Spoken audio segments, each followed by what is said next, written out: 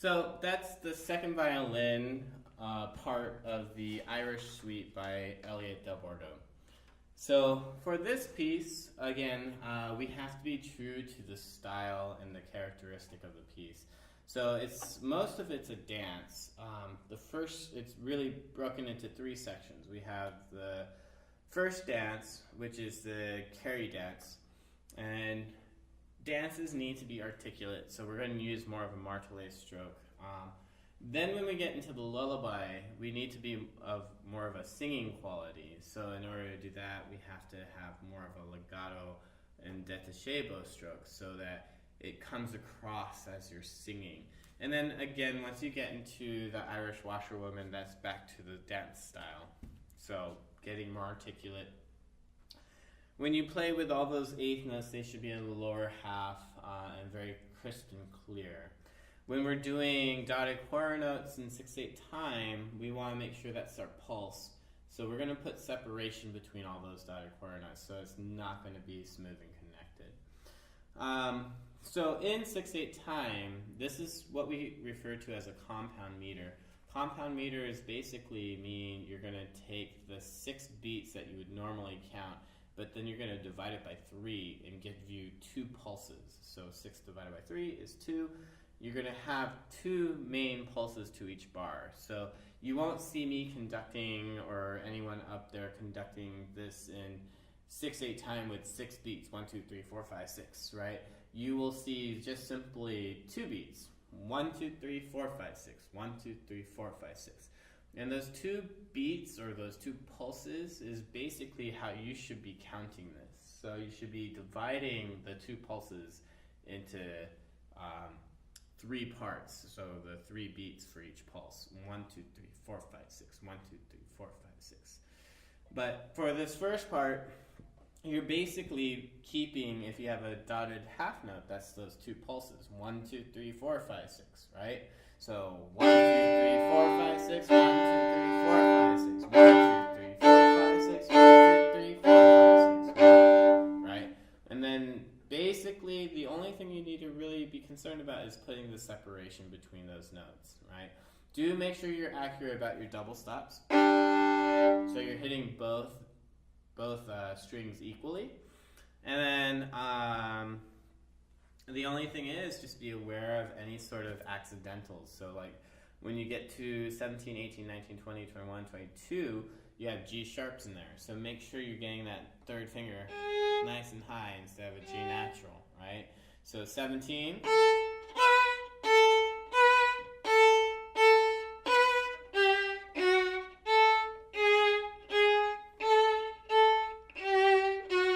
Right, and then at measure 24, you see how it moves back down to G natural. So you gotta lower that third finger back down. 25, you have those double stops, so E on the D string and C natural. So you're going to make those fingers touch. Both 1 and 2 should be really, really close, even though they're on separate strings. Right? And then measure 26, you go to open D and B. So keep your fingers down as much as you can. When you go to the next measure, just take that first finger over to the A string and keep open D. Right? And you can do it really quick. Right? Practice getting those double stops to speak correctly. And then don't push too hard on your instrument to get the double stop. Just rock your bow gently so it's on both strings and that they both speak evenly.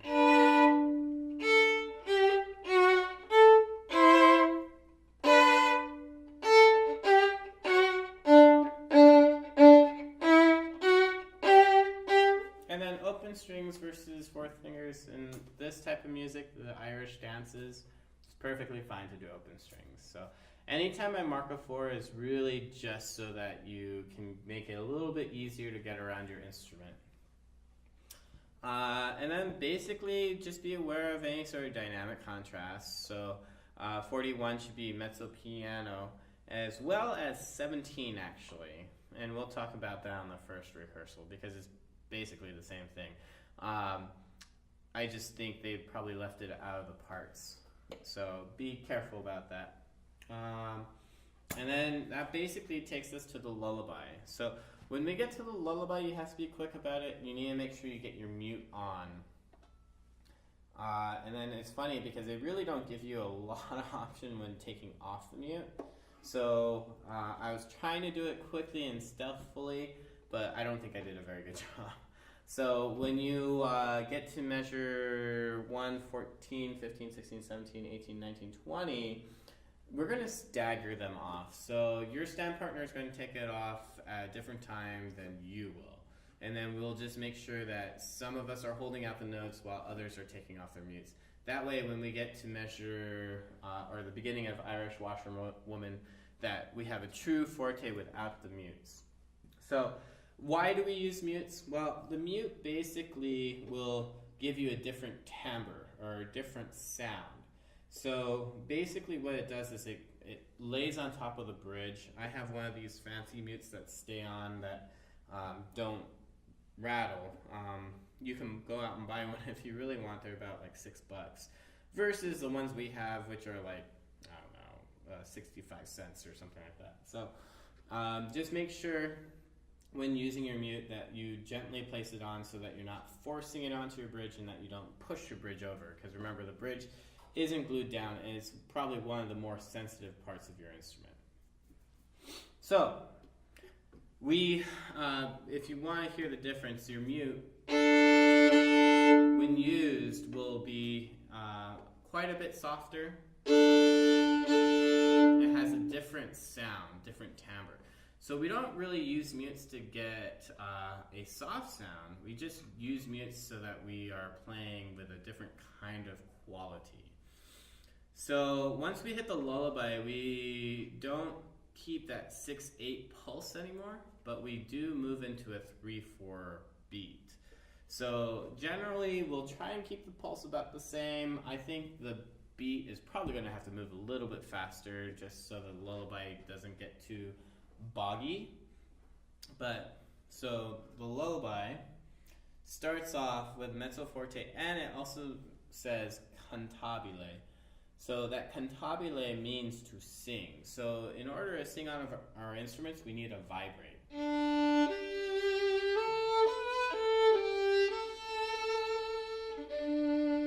And then you can't really vibrate the open string as well. So use your fourth finger.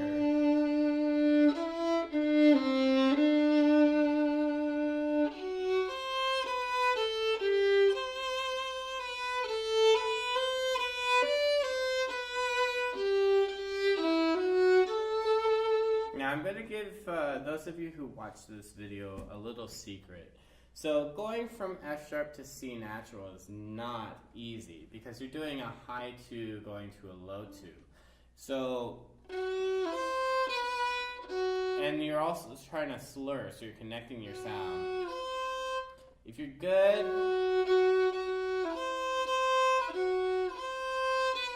you can do it right as you break to the next string and you don't really hear the slide.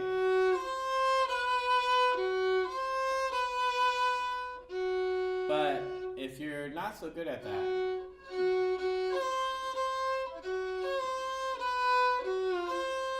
you'll start hearing those slides. So to avoid that, you can use your first finger for the C natural. So instead of going high 2 to low 2, do a high 2 and then bring the first finger up on the A string so it would be in the low 2 position. But don't move your thumb. Just do a high 2 instead of low 2. Move the first finger to where low 2 would go. This way you can slide your first finger back when it's not slurred, right? So you'll have something like this.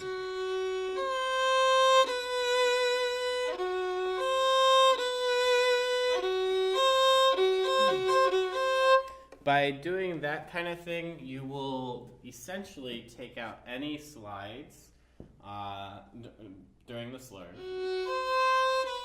And you don't run the risk of making an awkward sound. So it's not marked in there because I didn't know if that would be too difficult of a concept. So if you are up for it, I would highly encourage you to do that. If it's too much and your teacher thinks it's too much, then just by all means use a high 2 to low 2. But be very aware that I don't want to hear that slide in there. So, going on.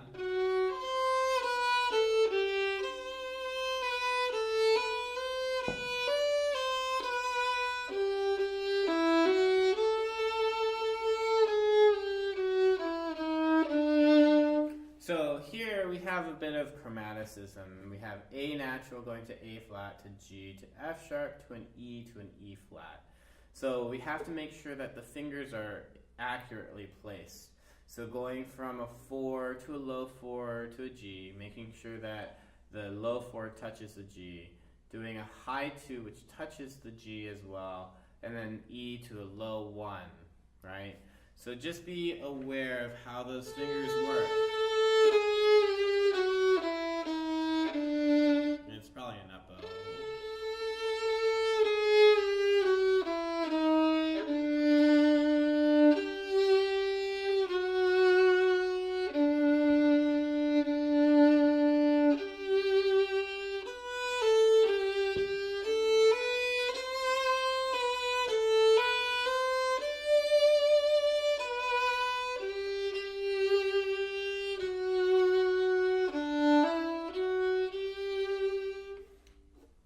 Things like this, tuba 498, so measure 96, D, E, F sharp, G, making sure that the F sharp doesn't stick out, and we've talked about musical farts.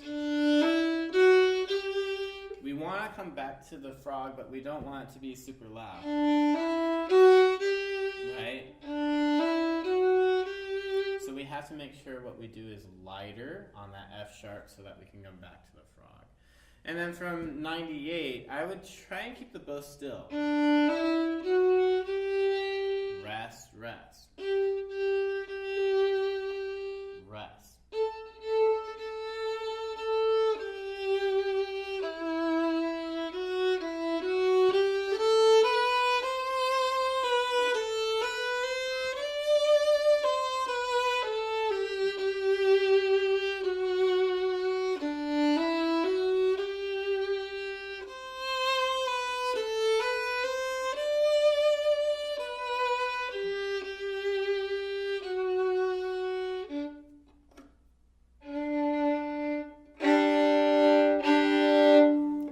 Once we get to the Irish Washerwoman, we're going to have to make sure we take off the mute, and we're probably going to have to change this second dotted half to an up bow. But anyways, this whole lullaby, the most important thing is just trying to make things as smooth and connected as possible, being accurate with your fingers. There was a couple things where we had to be light with a single corner up bow. The only thing is just to make it sing, and the way we make things sing on a string instrument is to add vibrato. So to add vibrato, really we have to do some vibrato exercises. I like to make my kids shift, so up and down on their instruments, just making sure that the whole hand is moving, and then just make it smaller and smaller or closer to first position, and then lock your thumb and lock your first finger so it doesn't move much, but the fingers will react. So these big shifts up and down, and then we make it smaller and smaller, and then we lock the thumb and the first finger, and then you can see the finger wiggles, but we're still moving the whole arm. So the entire arm should be moving when we vibrate. So work on vibrato. It's definitely one of those things that's characteristic for string instruments. And then it will also help you with your audition as well.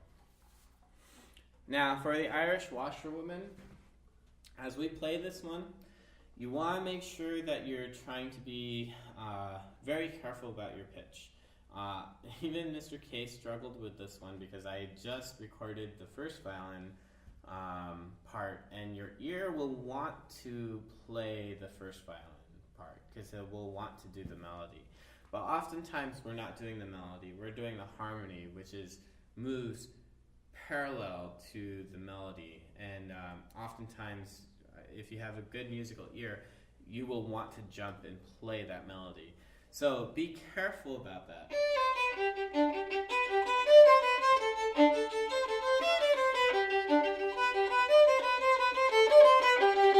Which is the melody, right? And you're playing that with the first violins, but it changes. You don't always play the melody. So at 138,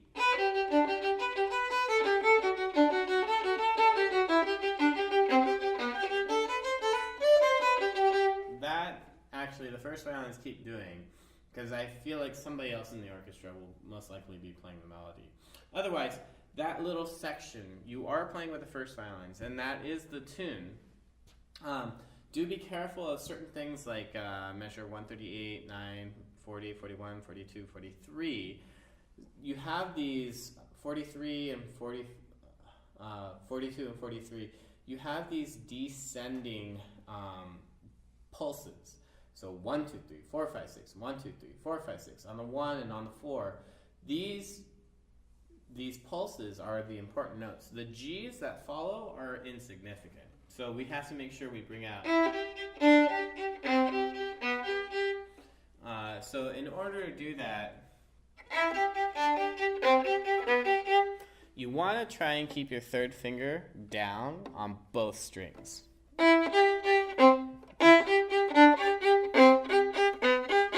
And then when you move to the B, you slide that third finger over so it's only on the D string, and you have the B down on the G string.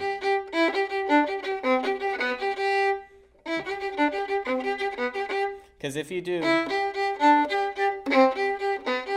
there's too much movement, and you're definitely going to go too slow, and you won't be able to keep up with the first violins or the rest of your section. So that's definitely one of the spots that you need to practice, right? Because it will go pretty quick. When you count your 3-measure rest, after that, we're no longer playing the melody, which kind of messed up Mr. Kaye a bit when he did the video. But I think I edited it out, and hopefully it'll come out right.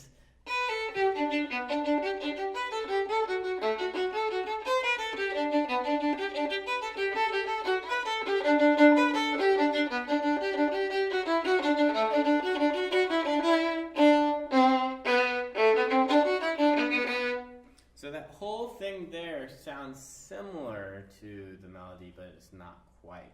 It's important, not quite as important as the melody, but it'll definitely add so much color and richness to what we're doing as a complete orchestra. So it is important for you to learn, and we can't just rest on what the first violins are doing.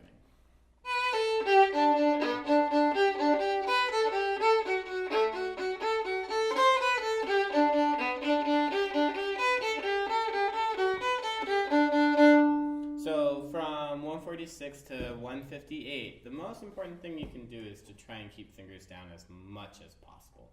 So when you have the first, as you play that B on the G string to open D, you want to make sure you don't lift it. Try and keep it clean. Try and get to the D without lifting your fingers.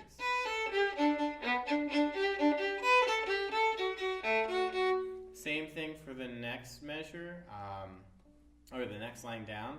When you have the A, F, A, F, try and keep the F sharp down the entire time. And then only lift it once you get to that open A so that you can get to the C natural. Same thing.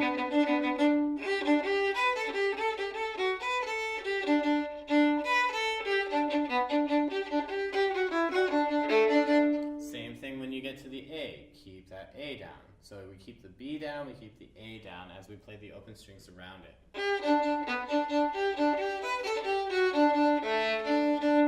Keeping that A down.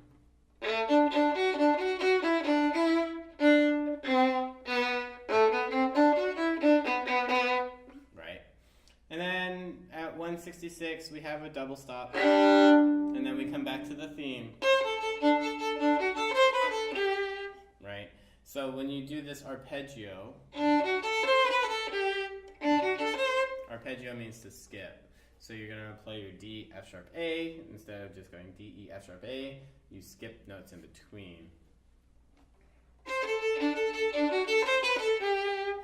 Right?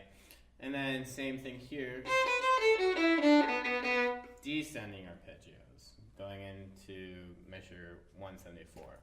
174, we're back to double stops. And you're counting 1, 2, 3, 4, 1, 2, 3, 4, 1, 2, 3, 4, right?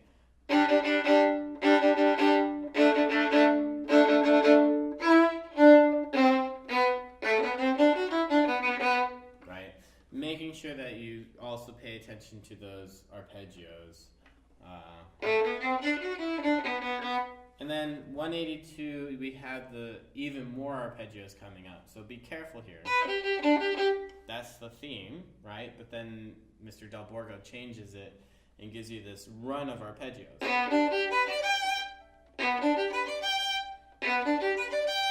So that's 183. Practice those arpeggios carefully.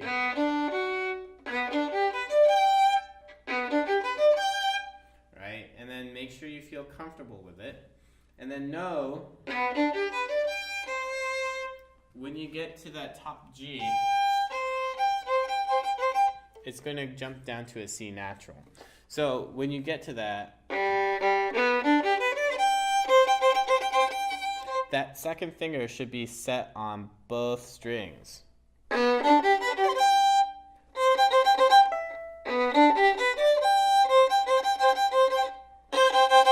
On both strings, right? So it takes some practice, but definitely as we speed things up, the more careful you are and then diligent you are about setting your fingers correctly, the better off you're going to be when we speed it up. So practice the arpeggio and know that you're getting to the C afterwards.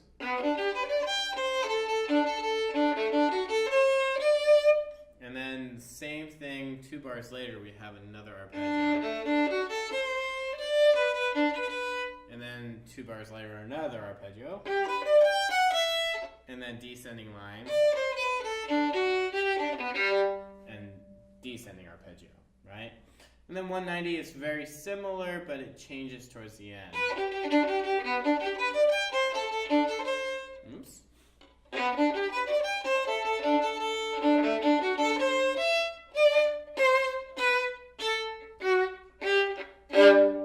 And the last note has a marcato symbol on it. When you see that marcato symbol, it really means to make it nice and short with an accent. So don't think we have to hold it out. Alright, so it's just going to be and get off. Let it ring, but make sure you get off quickly, right? So hopefully that was helpful. Practice carefully in sections. Make sure that you really work out those small details. This one's going to take some work. It won't happen immediately. So practice in small chunks. Work through those chunks and don't feel that you have to get to the end quickly. So good luck and happy practicing.